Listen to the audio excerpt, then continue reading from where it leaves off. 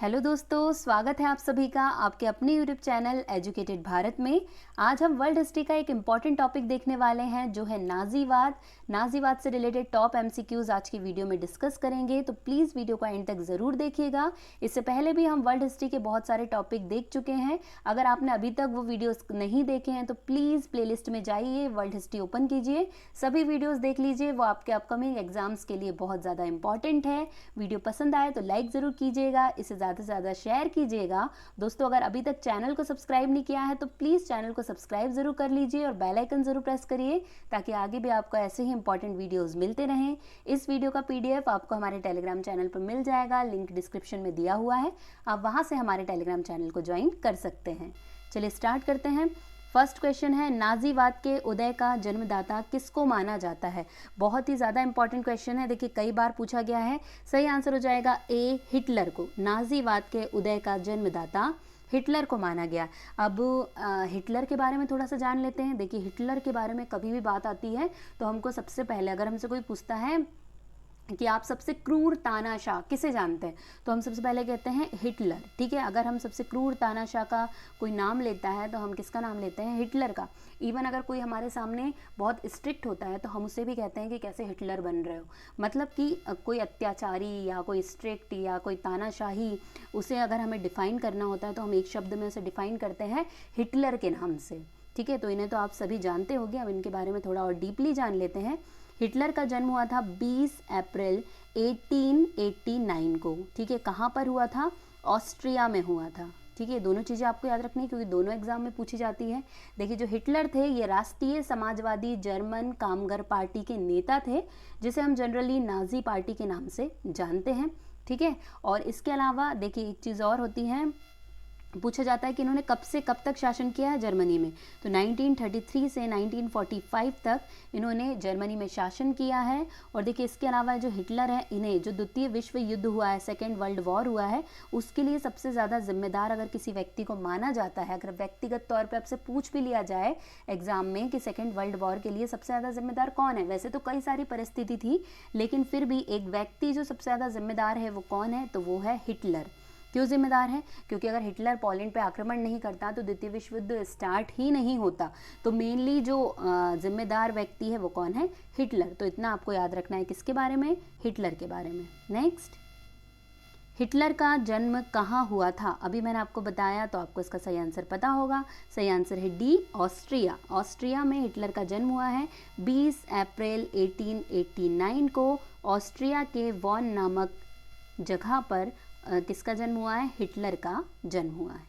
Next, Nazi party का प्रतीक चिन्ह क्या था? बहुत ही इंपॉर्टेंट है ये। सही आंसर क्या हो जाएगा इसका? बी, स्वास्तिक। ठीक है, देखिए ये पूछा गया है, बहुत बार रिपीट हुआ है, मोस्ट इंपॉर्टेंट है, तो आपको बहुत अच्छे से इसको याद रखना है कि नाजी पार्टी का प्रतीक चिन्ह क्या था, तो स्वास्तिक था। ठीक है, वर्ष 1920 में national socialist German workers party, जिसे हम नाजी पार्टी के नाम से भी जानते हैं, उसके जो नेता हैं, जो कौन थे उसके नेता? Adolf Hitler.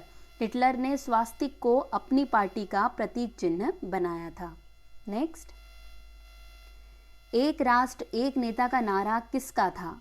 बहुत ज़्यादा इंपॉर्टेंट है ये भी। देखिए नारा से रिलेटेड या कोई स्टेटमेंट होता है, मैं बार बार कहती हूँ ट्रेंड चल रहा है आजकल, ये बहुत ज़्यादा एग्जाम में पूछा जाता है।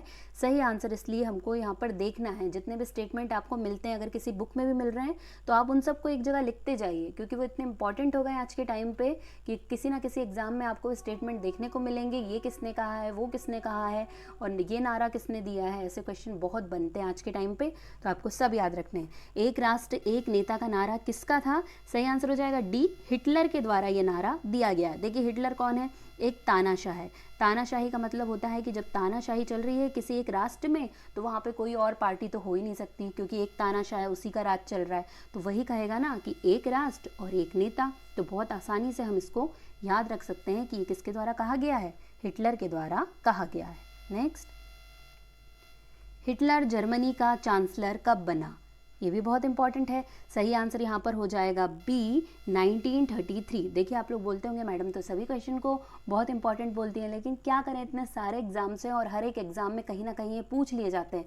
सिर्फ टॉप 35 क्वेश्चन है, अब ये 35 क्वेश्चन बार बार रिपीट होते हैं किसी ना किसी एग्जाम में, तो इसलिए सबको इंपॉर्टेंट बोलना पड़ता है क्योंकि सभी कहीं ना कहीं पूछे गए हैं, तो इसलिए आप सब पढ़ के जाएं। हिटलर जर्मनी का चांसलर कब बना? सही आंसर है 1933 में। अगर डेट देखी जाए तो 30 जनवरी 1933 में जो जर्मनी के तत्कालीन राष्ट्रपति थे, अब जर्मनी में उस टाइम पे राष्ट्रपति कौन थे उनका नाम भी याद रखना है, तो वो थे पॉल वॉन हिंडनबर्ग।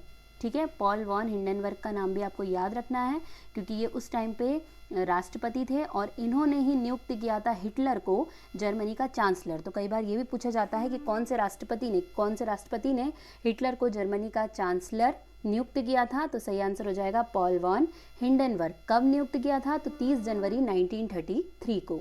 नेक्स्ट, प्रथम विश्व युद्ध में हिटलर ने कहाँ की सेना में सम्मिलित होकर युद्ध किया था? बहुत ज़्यादा इंपॉर्टेंट है ये। चलिए इसका सही आंसर हो जाएगा बी जर्मनी। देखिए अब जहाँ भी हिटलर का नाम आ रहा है, अभी इतना हमने हिटलर के बारे में पढ़ लिया, तो इतना तो हम जान गए कि जहाँ भी हिटलर का नाम आ रहा है वह नाम किसका आएगा? जर्मनी का। तो प्रथम विश्व युद्ध में जर्मनी की सेना के साथ मिलकर हिटलर ने युद्ध में शामिल हुआ था। नेक्स्ट, प्रथम विश्व युद्ध में वीरतापूर्वक लड़ने के लिए हिटलर को कौन सा पुरस्कार मिला था?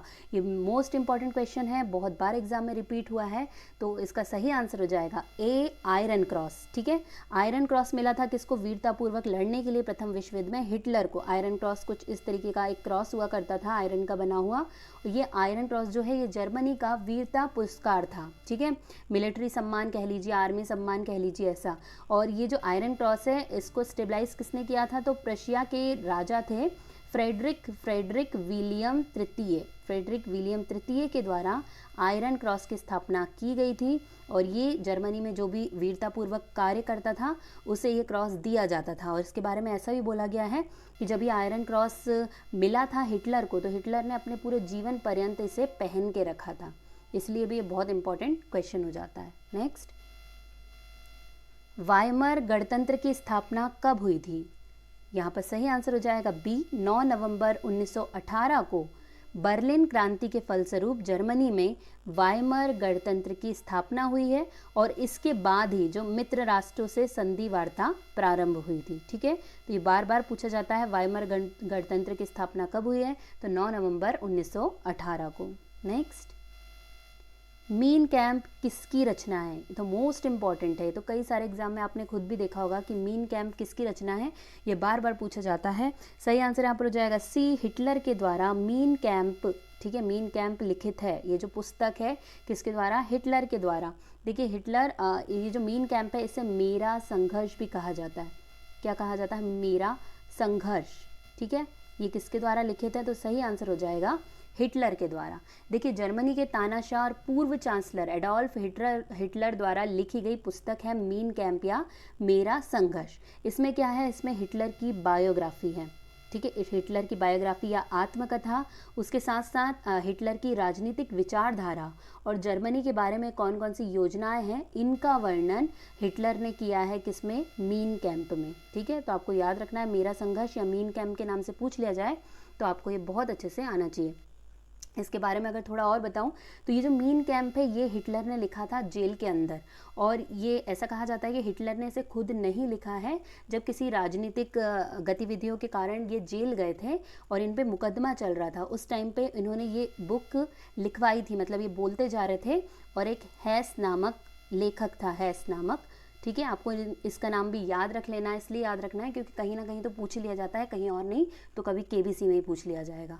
तो आपको याद रखना है कि हेस नामक जो लेखक था ये बोलते जा रहे थे और ये लिखते जा रहे थे इनकी आत्मकथा या बायोग्राफी इसे हम कह सकते हैं। और ये इन्होंने क्यों लिखवाई थी, जेल के अंदर लिखवाने का रीज़न क्या था? तो ऐसा भी कहा जाता है क्योंकि ये जेल में थे, इनके ऊपर मुकदमा चल रहा था, तो मुकदमा लड़ने के लिए इनके पास इतना पैसा नहीं था। तो ये सोचते थे कि जब ये बुक पब्लिश हो जाएगी तो ये कई सारे पार्ट्स में आएगी और ये पब्लिश होते होते इतना पैसा ले आएगी कि ये मेरा मुकदमा मैं आसानी से लड़ सकता हूँ, ऐसा इनके बारे में कहा जाता है। अब इसमें कितनी सच्चाई है ये तो नहीं पता, लेकिन ये कहानी इनके बारे में ज़्यादातर प्रचलित है। तो आपको याद रखना है मीन कैंप या मेरा संघर्ष किसकी पुस्तक है? हिटलर की। नेक्स्ट,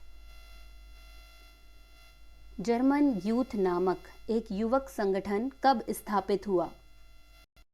बहुत ज़्यादा इंपॉर्टेंट क्वेश्चन है ये भी। सही आंसर इसका क्या हो जाएगा? तो इसका सही आंसर है बी, 1926। जर्मन यूथ नामक एक युवक संगठन कब स्थापित किया गया? तो इसका सही आंसर है 1926 में। देखिए ये जो एक जर्मन यूथ है, इसमें 14 वर्ष तक के बच्चों को लिया जाता था, मतलब उनका एडमिशन या दाखिला किया जाता था।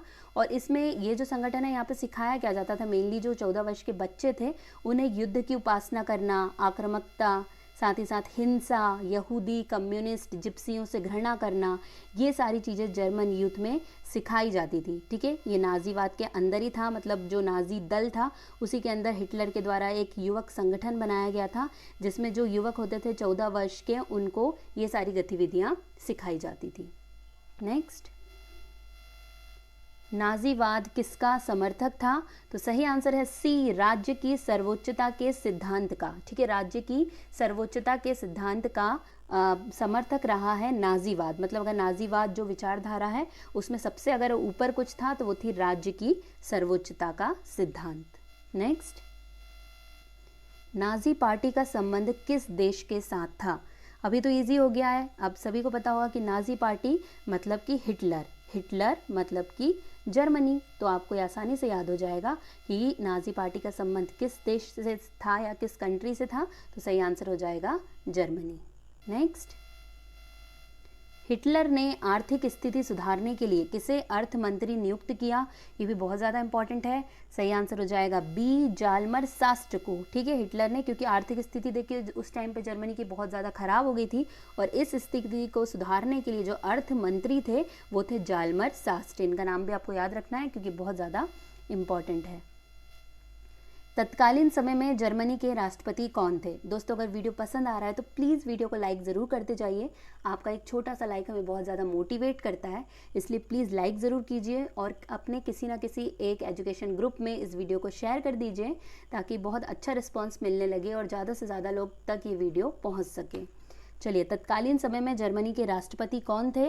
ये भी मैं आपको आगे बता चुकी हूँ, फिर भी बताती हूँ। सही आंसर है सी, हिंडनबर्ग। देखिए तत्कालीन समय में अभी मैंने आपको बताया कि जो पॉल वॉन हिंडनबर्ग हैं, इन्होंने ही क्या किया था?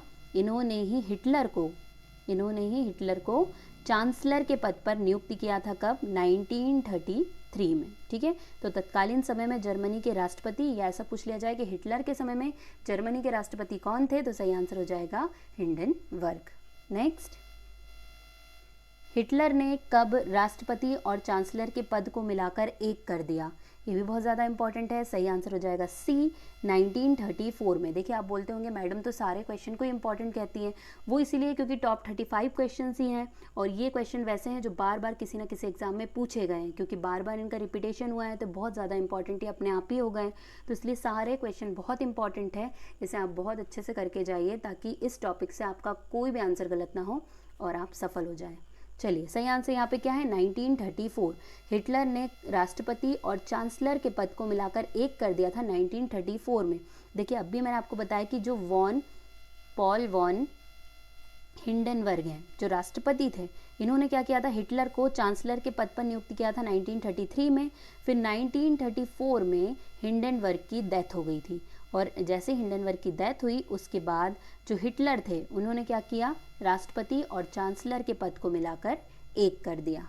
नेक्स्ट, हिटलर जर्मनी के राष्ट्रसंघ की सदस्यता कब छोड़ी? हिटलर ने राष्ट्रसंघ की सदस्यता कब छोड़ी? ये भी बहुत ज़्यादा इंपॉर्टेंट है। इसका सही आंसर हो जाएगा ए, 1933 में। ठीक है, 1933 में राष्ट्रसंघ की, देखिए राष्ट्रसंघ का गठन कब हुआ था? 1920 में हुआ था, और 1925 में हिटलर ने 1925 में जर्मनी इसमें ऐड हुआ था, लेकिन 1933 में जब हिटलर का आगमन हुआ था उसके बाद राष्ट्रसंघ की सदस्यता छोड़ दी थी जर्मनी ने। ठीक है, तो आपको ये बहुत अच्छे से याद रखना है क्योंकि बहुत ज़्यादा इम्पॉर्टेंट है। नाजीवाद के सिद्धांत का विरोधी था, नाजीवाद के सिद्धांत का विरोधी था, तो सही आंसर यहाँ पर हो जाएगा डी, समाजवाद। नेक्स्ट, जनरल फ्रैंको कहाँ का शासक था? ये भी बहुत ज़्यादा इंपॉर्टेंट है, जनरल फ्रैंको के बारे में पूछ लिया जाता है। सही आंसर हो जाएगा ए, स्पेन। देखिए, जो जनरल फ्रैंको था एक स्पेनिश जनरल था जिसने स्पेन पर एक तानाशाह, ठीक है, स्पेन के तानाशाह का नाम अगर आपसे पूछ लिया जाता है तो इस नाम में फेमस है जनरल फ्रैंको, ठीक है। तो अगर आपसे पूछा जाए कहाँ कौन सी कंट्री से संबंधित है तो स्पेन से संबंधित है। और ये क्या थे? ये स्पेन के एक तानाशाह थे और इन्होंने तानाशाह के रूप में 1939 से लेकर 1975 तक शासन किया है, ठीक है। तो आपको ये जनरल फ्रैंको का नाम याद रखना है। नेक्स्ट, गस्टापो क्या था? मोस्ट इंपॉर्टेंट है, गस्टापो या गेस्टापो इसे कहा जाता है, ये बहुत ज़्यादा इंपॉर्टेंट है। सही आंसर इसका हो जाएगा ए, गुप्तचर पुलिस दल, ठीक है। गेस्टापो क्या था? गुप्तचर पुलिस दल था, ठीक है। गोरिंग ने 1933 में प्रशिया की विभिन्न सुरक्षा एजेंसी को मिलाकर इस एक बल का निर्माण किया था जिसे गेस्टापो या गुप्तचर पुलिस दल कहा जाता था। द्वितीय युद्ध में, जब द्वितीय विश्व युद्ध था तो इस संगठन ने बहुत ज़्यादा महत्वपूर्ण भूमिका निभाई थी। आपसे ऐसा भी पूछा जा सकता है कि गेस्टापो का संबंध कौन से युद्ध से है, तो आपको याद रखना है सेकेंड वर्ल्ड वॉर या द्वितीय विश्व युद्ध में इसने बहुत महत्वपूर्ण भूमिका निभाई थी। नेक्स्ट, नाजी दल का प्रचार मंत्री कौन था? ये भी एक इम्पॉर्टेंट क्वेश्चन है। सही आंसर हो जाएगा सी, गोबेल्स नाजी दल का प्रचार मंत्री था। देखिए, गोबेल्स एक जर्मन नाजी नेता था, ठीक है। आपको याद रखना है सबसे पहले कि एक जर्मन नाजी नेता है, मतलब नाजी दल के नेता थे, जो बर्लिन में जिला नेता के तौर पे थे, कि स्पेशली कहाँ पे? बर्लिन में जिला नेता के तौर पे थे। और जो नाजी पार्टी है उसके मुख्य प्रचारक कौन थे? गोबेल्स थे। इन्होंने 1933 से लेकर 1945 तक नाजी दल का प्रचार किया है, ठीक है। 1933 से लेकर 1945 तक, ठीक है। और ये जो एडोल्फ हिटलर है उसका एक बहुत खास आदमी था ये, मतलब जो एक मुख्य होता है ना उसका एक खास आदमी रहता है। तो गोबेल्स एडोल्फ हिटलर के बहुत खास आदमी थे और इनमें बोलने की बहुत अच्छी कला थी, बोलने में बहुत माहिर थे। यही रीज़न था कि ये प्रचार मंत्री थे नाजी दल के। नेक्स्ट, नाजी दल के सदस्य किस रंग की शर्ट पहनते हैं थे, है ना? तो सही आंसर यहाँ पे क्या हो जाएगा? बी, ब्राउन, ठीक है। अगर नाजी दल के सदस्य कौन से रंग की शर्ट पहनते हैं, जैसे हमने फांसी दल भी देखा है, तो फांसी दल में कौन सा कलर था? फांसी दल मैंने आपको पढ़ाया है, आपको पता होगा कि फांसी दल में ब्लैक शर्ट, है ना, उनको ब्लैक शर्ट दल भी कहा जाता था। वैसे नाजी दल के जो सदस्य हैं किस रंग की शर्ट पहनते थे? तो सही आंसर यहाँ पर हो जाएगा ब्राउन। इसे आपको अच्छे से याद रखना है। नेक्स्ट, जर्मनी में किस अधिनियम ने तानाशाही स्थापित कर दी? बहुत ज़्यादा इंपॉर्टेंट है ये भी। सही आंसर यहाँ पर हो जाएगा ए, विशेष अधिकार अधिनियम।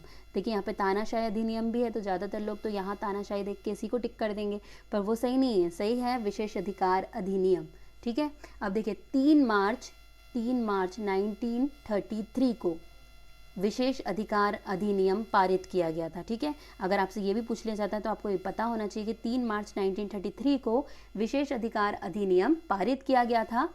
और देखिए, इसमें प्रावधान क्या थे? ये जो अधिनियम थे इसमें नाजी दल और उसके सहयोगियों को छोड़कर अन्य सभी जितने भी राजनीतिक दल थे, जितनी राजनीतिक पार्टी थी, ट्रेड यूनियन, उन सभी पर प्रतिबंध लगा दिया गया, ठीक है।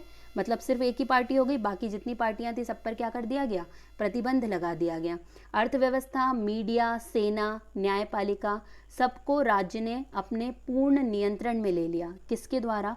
कौन से अधिनियम द्वारा? विशेष अधिकार अधिनियम द्वारा। और जर्मनी में क्योंकि अब कोई और तो बचा ही नहीं, ना कोई और पार्टी है, ना मीडिया, ना सेना, ना न्यायपालिका, तो पूरा का पूरा तानाशाही। तो जर्मनी में तानाशाही स्थापित हो गई कौन से अधिनियम के द्वारा?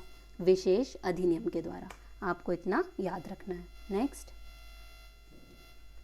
जर्मनी, ये वर्कर्स हैं, ठीक है। जर्मनी वर्कर्स पार्टी का संस्थापक कौन था? सही आंसर यहाँ पे क्या हो जाएगा? सही आंसर है इसका ए, हिटलर, ठीक है। जर्मनी वर्कर्स पार्टी का संस्थापक कौन थे?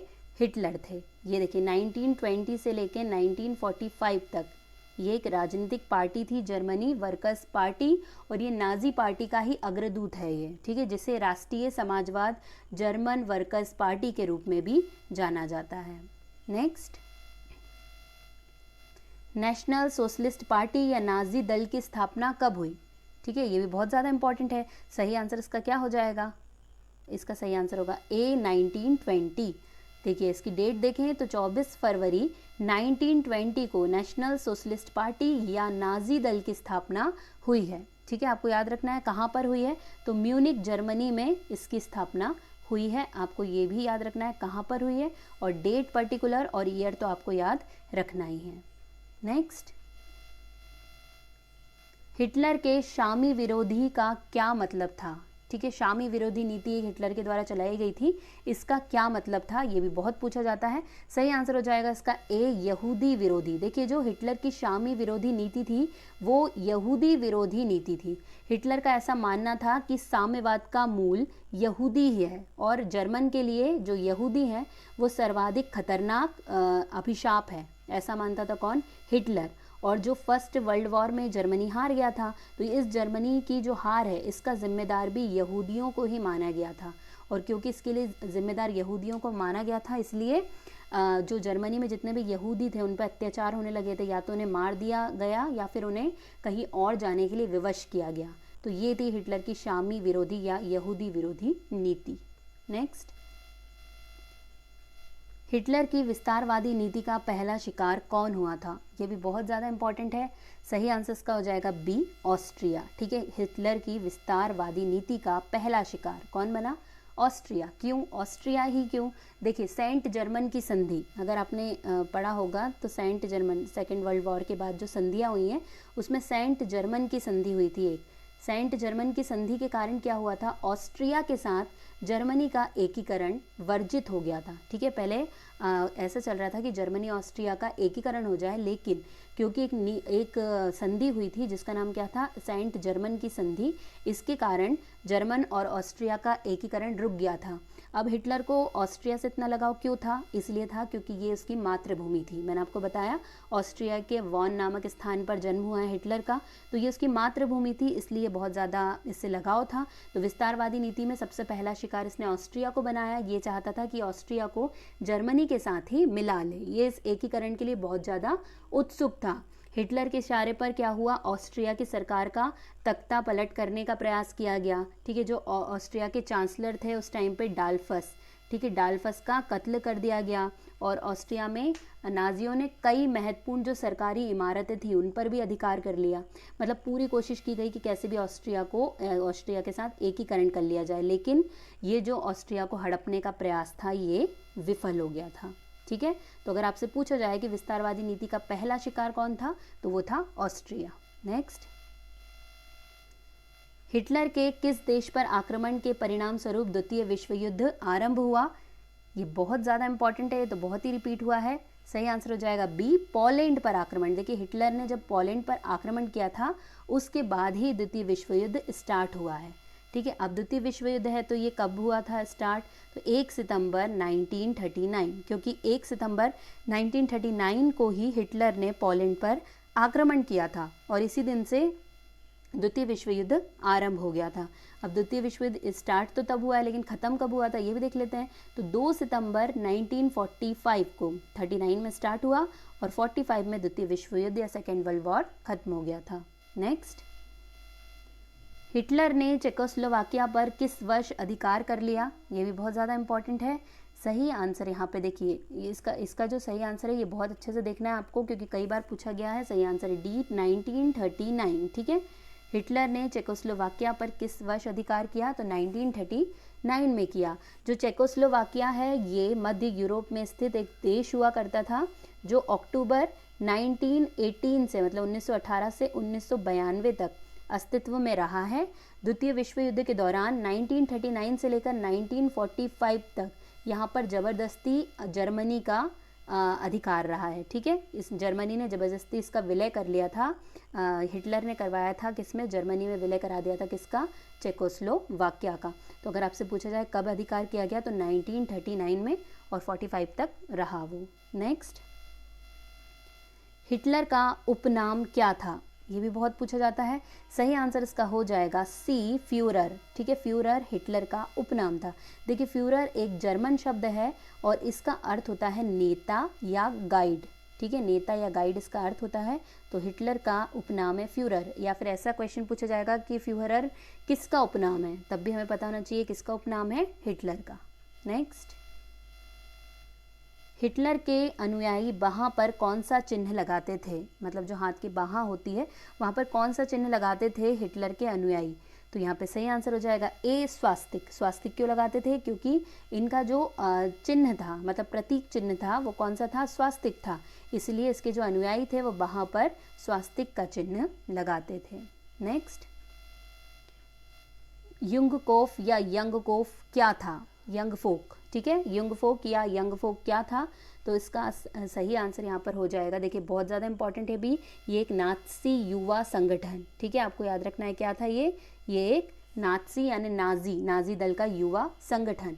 इसमें क्या होता था, 14 वर्ष की आयु के बच्चों के लिए ये युवा संगठन था। देखिए इसमें क्या होता था, 10 साल में तो पहले एडमिशन मिलता था, जो दाखिला होगा 10 साल की उम्र में होगा, उसके बाद 14 साल की एज में जितने भी ये नात्सी युवा संगठन के बॉय थे, इनको जो यूथ जर्मन, अभी जर्मन यूथ बताया मैंने, या हिटलर यूथ इसे कहा जाता है, हिटलर यूथ।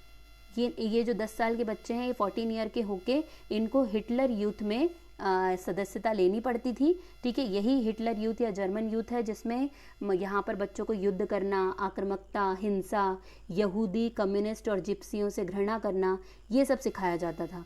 फिर उसके बाद इनके 18 साल हो जाने के बाद, जब ये 18 साल के हो जाते थे, तो इन्हें श्रम सेवा में, ठीक है, श्रम सेवा या लेबर सर्विस में शामिल कर लिया जाता था, और इसके बाद ये सेना में भर्ती किए जाते थे। तो ये आपको याद रखना है कि युंग फोक या यंग फोक क्या है, तो एक नात्सी युवा संगठन है। नेक्स्ट, अग्नि अध्यादेश कब जारी किया गया था, बहुत ज़्यादा इंपॉर्टेंट है, ये भी बहुत ज़्यादा इंपॉर्टेंट है। देखिए जितने भी क्वेश्चन है कहीं ना कहीं पूछे गए हैं, इसीलिए भी ये बहुत ज़्यादा इंपॉर्टेंट है। सही आंसर इसका क्या हो जाएगा, तो सही आंसर है सी, 1933 में अग्नि अध्यादेश जारी किया गया था। देखिए सत्ता प्राप्ति के बाद अग्नि अध्यादेश के जरिए क्या हुआ था, जितनी भी अभिव्यक्ति प्रेस, ठीक है, प्रेस यानी मीडिया, सभा, ये सब करने की जो अनुमति थी, जो एक आज़ादी है, जो एक नागरिक का अधिकार है, इन सबको स्थगित कर दिया गया था, ठीक है, इन सबको अनंत काल के लिए स्थगित कर दिया गया था। देखिए और जो वर्ल्ड वॉर की हार थी उसमें भी यहूदियों को ही जिम्मेदार माना गया था, इसलिए जो यहूदी थे उन्हें कानूनी रूप से उन पर रोक लगा दी गई थी, या तो उन्हें मार दिया गया था या उन्हें जर्मनी छोड़ने पर मजबूर कर दिया गया था। ये सब कौन से अध्यादेश से हुआ है, अग्नि अध्यादेश। ऐसा भी पूछा जाता है इसका संबंध किससे है, तो नाजीवाद आपको अच्छे से याद रखना है, इसी में यहूदियों को बाहर कर दिया गया था या मार दिया गया था। साथ ही साथ मीडिया पर, सभा करने पर, अभिव्यक्ति पर, सभी पर बैन लगा दिया गया था। कब हुआ ये, 1933 में। नेक्स्ट, हिटलर के समय जर्मनी में कुल दलों की संख्या कितनी थी, बहुत ईजी है। देखिए हिटलर कौन था, तानाशाह था। तानाशाही में क्या होता है, जब तानाशाही चलती है तो और किसी की नहीं चलती, तो तानाशाही में सिर्फ एक ही दल होता है, तो एक ही नाजी दल था जो किसका था, हिटलर का था। तो सही आंसर हो जाएगा बी, 1। चलिए नेक्स्ट, निम्न में से कौन सा नाजीवाद के उदय का कारण था, बहुत इंपॉर्टेंट है ये। सही आंसर क्या हो जाएगा यहाँ पे, सही आंसर है डी, मतलब 1 और 2 दोनों। एक तो वर्साई की संधि और दूसरा आर्थिक संकट। देखिए जब प्रथम विश्व युद्ध हुआ था, उसके बाद जर्मनी की हार हो गई थी, तब एक वर्साई की संधि हुई थी। अगर आपको पता होगा कि वर्साई की संधि जो एक बहुत ही शर्मनाक संधि के रूप में जर्मनी के लिए जानी जाती है, ठीक है, शर्मनाक संधि थी, ठीक है, आरोपित संधि भी इसे कहा जाता है और कई सारे नाम से इसे पुकारा जाता है, क्योंकि इस संधि में जर्मनी की हालत बहुत बुरी कर दी गई थी। ये संधि थोपी गई थी जर्मनी के ऊपर, तो जर्मनी को वैसे ही गुस्सा था इस संधि के कारण, क्योंकि बहुत सारा साम्राज्य जर्मनी का चला गया था, साथ में बहुत सारा अपमान हुआ था। तो इस अपमान का बदला लेना नाजीवाद के उदय का एक कारण था। साथ ही साथ आर्थिक स्थिति बिल्कुल अच्छी नहीं थी, क्योंकि बहुत सारा जुर्माना देना पड़ा था प्रथम विश्व युद्ध के बाद जर्मनी को, तो इसीलिए आर्थिक स्थिति भी अच्छी नहीं थी। तो इसीलिए ये एक रीज़न बन के आया किसका, नाजीवाद का। तो सही आंसर क्या हो जाएगा इसका, डी हो जाएगा, 1 और 2 दोनों। लास्ट क्वेश्चन है, फ्री कॉप्स क्या था, ठीक है, फ्री कॉप्स क्या था, तो इसका सही आंसर हो जाएगा बी, पुराने सैनिकों का एक संगठन था फ्री कॉप्स। देखिए ये जो फ्री कॉप्स होते थे, ये अनियमित जर्मन और अन्य यूरोपीय सेना हुआ करती थी या अर्धसैनिक होते थे, ठीक है। ये कब के टाइम पे होते थे ये, तो इसका सही आंसर हो जाएगा 18वीं से 20वीं सदी के आसपास, ठीक है। अर्धसैनिक थे 18 से लेकर जो 20वीं सदी की शुरुआत में ये जो एक दल था फ्री कॉप्स, ये बहुत ज़्यादा प्रभावी था। और ये कैसे सैनिक थे, ये भाड़े के सैनिक थे या निजी सेना आप इनको समझ सकते हैं, या फिर ये भाड़े पे काम करने वाले सैनिक थे वही कहलाते थे फ्री कॉप्स, तो इन्हें पुराने सैनिकों का एक संगठन कहा जाता है। यहीं पे दोस्तों हमारे सारे क्वेश्चन मतलब टॉप 35 क्वेश्चन आज कंप्लीट हो गए हैं। दोस्तों अगर वीडियो पसंद आया तो प्लीज़ लाइक ज़रूर कर दीजिए और प्लीज़ शेयर करने में कोई कंजूसी मत कीजिए, ज़्यादा से ज़्यादा शेयर कीजिए ताकि ये और लोगों तक पहुंच पाए और उन्हें भी इसका फ़ायदा मिल सके। तो प्लीज़ लाइक भी कीजिए, शेयर भी कीजिए। अगर अभी तक सब्सक्राइब नहीं किया है तो प्लीज़ सब्सक्राइब ज़रूर कर लीजिए। आज के लिए बस इतना ही। अब आपसे मुलाकात होगी एक नए वीडियो के साथ। तब तक के लिए पढ़ते रहिए, आगे बढ़ते रहिए। जय हिंद, जय भारत।